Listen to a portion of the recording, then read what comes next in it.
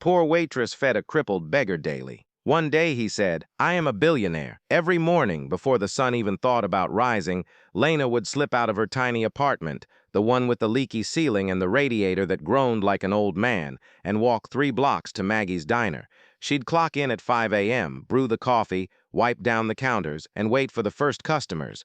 But there was one customer she never waited for.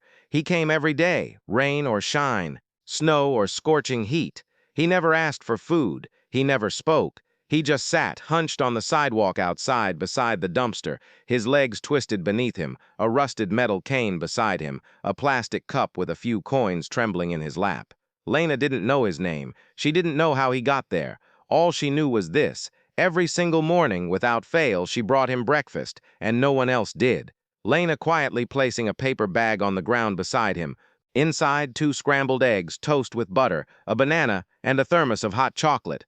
Sometimes she adds a napkin. Once, a handwritten note. "You're not alone." The regulars at Maggie's would chuckle. "Lena, you're feeding a ghost. Why waste good food on a bum?" One guy even yelled, "He'll just sell it for booze." But Lena never answered. She'd just smile softly, turn away, and go back to wiping tables. Because Lena had learned something early in life: kindness doesn't need a reason. She'd been poor herself. She'd slept in shelters. She'd gone hungry so her little brother could eat. And when you've known what it's like to be invisible, you don't let someone else disappear. Late at night, sitting on her bed, counting change, 3.27 cents, probably a blumbles late, politically late. And wasn't charity, you lives night charity, anocha gangi chorta sri at loft 20 front hate for $1 rang.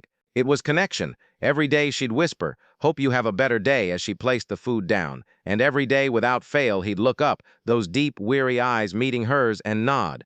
Just once, after a brutal winter storm, he managed to croak out, "Thank you." That was the only time he ever spoke. And Lena cried that night, not because he thanked her, but because she realized he hadn't spoken in years, and yet he still found the strength to say thank you. Time passes, seasons change, the diner gets a new sign. Lena's hair grows longer, her apron frays more, but her routine never changes. Narrator: 5 years passed. Lena turned 28. Her brother graduated college. Her mother finally got off welfare. And still, every morning Lena brought him breakfast. No one knew why she did it, not even Maggie, the owner, who'd worked the counter since 1972. One day, Maggie pulled her aside. "Lena, you're broke. You skip meals to buy him food. You turn down dates because you're too tired. Why? What do you get out of this?" Lena looked out the window. The beggar was there, sitting exactly where he always sat. His coat was thinner now. His hands were cracked, his face more hollow. "I don't get anything," Lena whispered,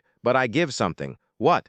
"Dignity." Maggie stared, then slowly nodded. She didn't say another word. Cut to a cold winter morning. Snow falls gently. Lena steps outside with her usual bag, but this time she sees something different. The man isn't sitting, he's standing, leaning on his cane, but he's standing, and he's watching her. Lena freezes, her breath catches, she takes a step forward. "Good morning," she says, voice trembling. He looks at her, really looks at her for the first time in 5 years. His eyes are clear, not tired, they're alive, and they're filled with tears. He opens his mouth and speaks. Man, voice steady, calm, rich with emotion. "You I'm start fag. You're joking." He shakes his head. "No." He reaches into the inner pocket of his coat, pulls out a business card, black leather, gold lettering. Elias Voss, founder and CEO, Voss Global Technologies, net worth 4.7 billion. Lena stares, her knees buckle. She drops the breakfast bag. Eggs spill, toast lands in the snow. She doesn't care. She stammers, But your legs, your clothes, you've been here for 5 years." Elias smiles, the first real smile she's ever seen on his face. "I lost everything," he says softly. "My wife, my daughter, my company, my mind." He looks down at his cane. "I was driving home from a board meeting, drunk, texting. I hit a school bus." His voice cracks. 12 children died. Lena gasps. He continues, tears streaming now. "I survived. They called me a monster. I was stripped of my fortune. My name was erased. I was sentenced to community service, cleaning hospitals, helping families who lost loved ones." He looks up at her. "I begged for death, but God gave me you." Lena's hands fly to her mouth. "Oh my God, I spent 6 months in a psychiatric ward. When I was released, I chose to live, not as Elias Voss, billionaire, but as a man who needed to feel human again." He gestures around. I came here, sat on this corner, let people ignore me, let them hate me, let them call me trash. He points to the thermos she dropped. That chocolate you added extra marshmallows last Tuesday. Lena nods, sobbing. I noticed, he whispers. You never saw me as broken. You saw me as a person. You gave me warmth when the world gave me frost. You gave me dignity when I deserved none. He kneels, painfully on the snowy pavement. And he takes her hand. I didn't come back to ask for money. He looks into her eyes. I came back to thank you, and to offer you a chance. Lena shakes her head. I don't want your money. I know, he says gently, but I want to give you something better. He stands slowly, using his cane. I've rebuilt my company, from nothing, with sweat, with redemption, and I've created something that can change lives. He pulls out a tablet, opens it, shows her a video, a hospital room.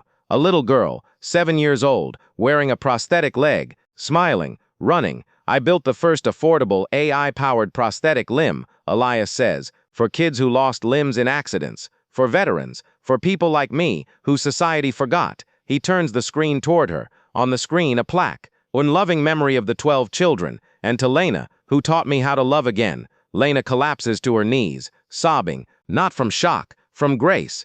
I didn't know, she cries. I didn't know any of this. Elias kneels beside her. I didn't want you to know. He pulls out a key. This is the key to the Voss Foundation headquarters. You're its new director. Lena shakes her head violently. I'm not qualified. I'm just a waitress. You're the most qualified person on earth, he says firmly, because you understood what money can't buy. He places the key in her palm. And this, he taps the tablet. This is your legacy. We're building 100 clinics worldwide. We're giving free limbs to 10,000 children next year. And you're going to lead it. Lena looks at the key, then at him, then at the snow, at the spilled eggs, at the thermos, at the quiet corner where he sat for 5 years, and she whispers, what if, and you'll bring me breakfast again. She laughs through tears, then hugs him, tight, like she's holding on to the soul of the world. 6 months later, a gleaming modern building, glass walls, sunlight pouring in, children laughing, a clinic full of kids testing their new prosthetics, a mural on the wall, a waitress handing a breakfast bag to a man with a cane.